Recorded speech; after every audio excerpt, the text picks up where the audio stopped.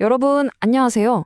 혹시 회사 생활하면서, 내 실력, 내 노력, 왜 이렇게 인정을 못 받지? 하는 생각 한 번쯤 해보신 적 없으세요? 오늘은 바로 그겁니다. 우리 눈에 보이지는 않지만 사실상 우리의 성공과 실패를 결정짓는 회사의 숨겨진 규칙들에 대해 한번 제대로 파헤쳐 보겠습니다. 아마 다들 한 번쯤은 겪어보셨을 거예요. 진짜 1년 내내 주말도 반납하고 일했고 성과도 분명히 좋았거든요. 근데 막상 인사평가 결과를 딱 받아보니까 그냥 보통인 거예요. 와, 진짜 힘 빠지죠? 도대체 뭐가 문제였을까요? 우리가 보통 생각하는 공식이 있잖아요. 열심히 일하고 성과 좋으면 당연히 승진하는 거요. 근데 보시는 것처럼 현실은 저 물음표처럼 알쏭달쏭하단 말이죠. 이 간단해 보이는 공식 어딘가에 우리가 놓치고 있는 아주 결정적인 변수가 숨어 있다는 뜻 아닐까요? 자, 그럼 도대체 그 숨겨진 변수가 뭘까요? 첫 번째 규칙부터 바로 공개합니다. 바로 결과보다 보고라는 건데요. 아니, 이게 무슨 소리냐? 성과가 중요하지. 보고서 쪼가리가 뭐가 중요하냐 싶으시죠? 실제 사례를 보면 생각이 확 바뀌실 겁니다. 자, 여기 정말 기가 막힌 사례가 하나 있습니다. 한번 보세요.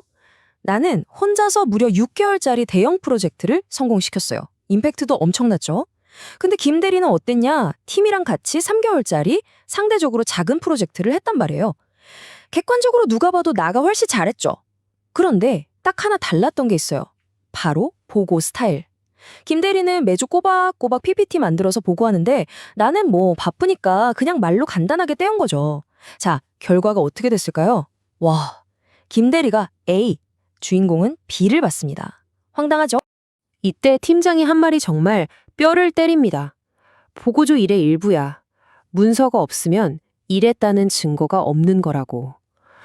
크, 진짜 서운하지만 이게 현실이라는 거죠. 아무리 엄청난 일을 해도요, 그걸 잘 포장해서 보여주지 않으면 그냥 없는 일이 되어버리는 겁니다. 회사라는 시스템 안에서는요. 자, 이제 보여주는 게 중요하다는 건 알았어요. 그럼 이제 한 단계 더 나아가야죠. 두 번째 규칙은 바로 누구한테 보여줄 거냐 이겁니다. 특히 내 승진 버튼을 쥐고 있는 바로 그 사람들한테 말이죠. 여기서 정말 중요한 개념이 나오는데 바로 가시성입니다. visibility. 이게 뭐냐면요. 그냥 일 잘하는 거랑은 차원이 다른 얘기예요. 내 일의 성과, 그리고 나라는 사람 자체를 저 위에 계신 최종 결정권자들, 임원들 뇌리에 얼마나 팍 하고 각인시키느냐의 문제인 거죠. 우리 다들 이런 희망회로 돌리잖아요. 내가 이렇게 잘하는데 언젠간 알아주겠지. 뭐 실력이 전부다. 이런 거요. 근데 현실은요? 차갑죠. 임원들은 저 뒤에서 묵묵히 일한 사람 기억 못합니다. 대신에 그 결과를 들고 앞에 나와서 멋지게 발표한 그 얼굴을 기억하는 거죠. 실제로 이 주인공이요. 프로젝트의 70%를 혼자 다 했대요. 진짜 하드캐리 한 거죠. 근데 임원 보고는 동료한테 양보를 한 거예요. 좋은 마음으로. 결과는 그 동료가 먼저 승진 가도를 달렸습니다. 팀장이 뭘 했냐면 임원들은 자네를 몰라. 발표한 그 친구를 알지. 원래 사람은 얼굴을 기억하는 법이야. 와, 결국 가장 중요한 기회는 저 가시성을 확보한 사람한테 돌아간 겁니다. 자, 이제 세 번째 규칙인데요. 이건 아마 들으시면 이게 맞나? 하고 고개를 갸우뚱하실 수도 있어요. 왜냐면 우리가 회사에서 신성시하는 가치, 바로 효율성을 그냥 정면으로 박살내는 이야기거든요. 이 표 좀 보세요. 진짜 속 터지는 상황 아닙니까? 나는 일을 진짜 빠르고 효율적으로 해서 맨날 6시 땡 하면 칼퇴해요. 근데 동료 이 대리는 맨날 밤 9시까지 남아서 꾸역꾸역 야근을 합니다. 자, 이게 상사 눈에는 어떻게 보였을까요? 이게 진짜 코미디인데 효율적인 나는 쟤는 일이 없나? 이런 소리를 듣고 비효율적인 이 대리는 야, 성실하네, 헌신적이네 칭찬을 들어요. 평가 결과요? 뭐 말 안 해도 아시겠죠? 팀장이 던진 이 한마디에 모든 게 담겨 있습니다. 열심히 일 안 한 게 아니야. 열심히 일하는 것처럼 보이지가 않았던 거지. 결국 진짜 노동의 양이 아니라 나 지금 이렇게나 노력하고 있습니다라는 그 퍼포먼스, 그 인상이 중요했던 겁니다.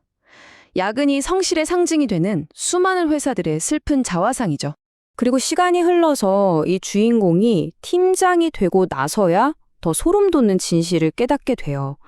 본인이 이제 평가하는 입장이 되니까 이성적으로는 알아요. 효율적인 직원이 더 낫다는 걸. 그런데 이상하게 마음이 감정적으로는 늦게까지 남아서 일하는 직원을 보면 아, 저 친구 참 헌신적이네 하고 느껴진다는 거예요.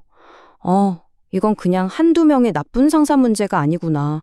우리 조직 문화 깊숙이 박혀 있는 무서운 편견이구나 하고 인정하게 된 거죠. 자, 지금까지 우리는 어떻게 보여줄 것인가에 대해 이야기했어요.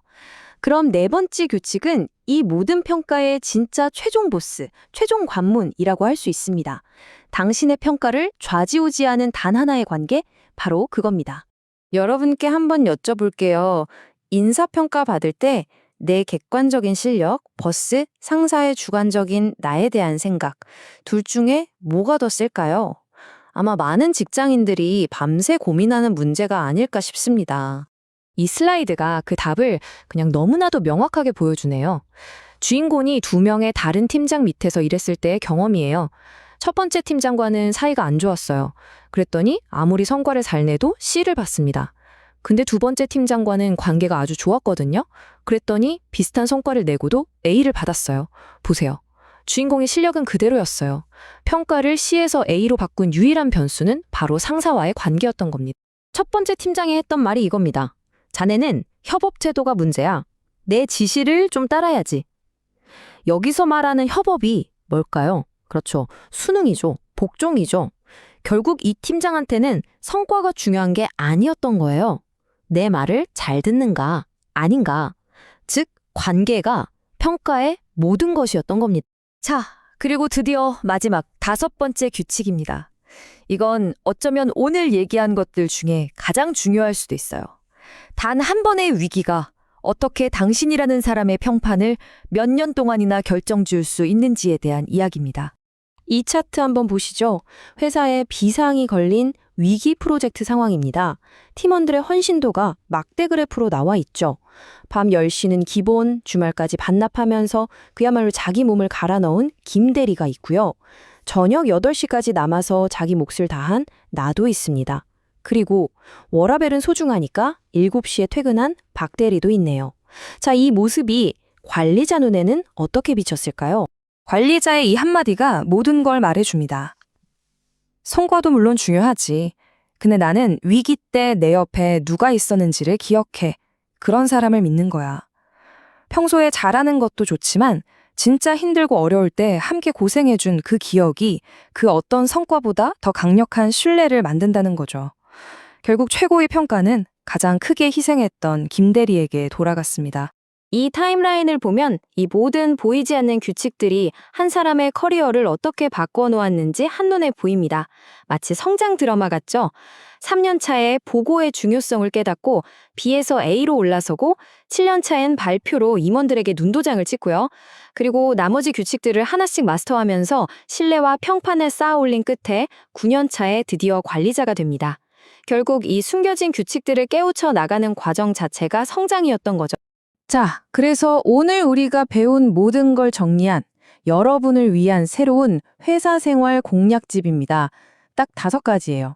첫째, 모든 걸 문서로 남기고 보고하세요. 둘째, 발표할 기회가 있다면 무조건 잡으세요.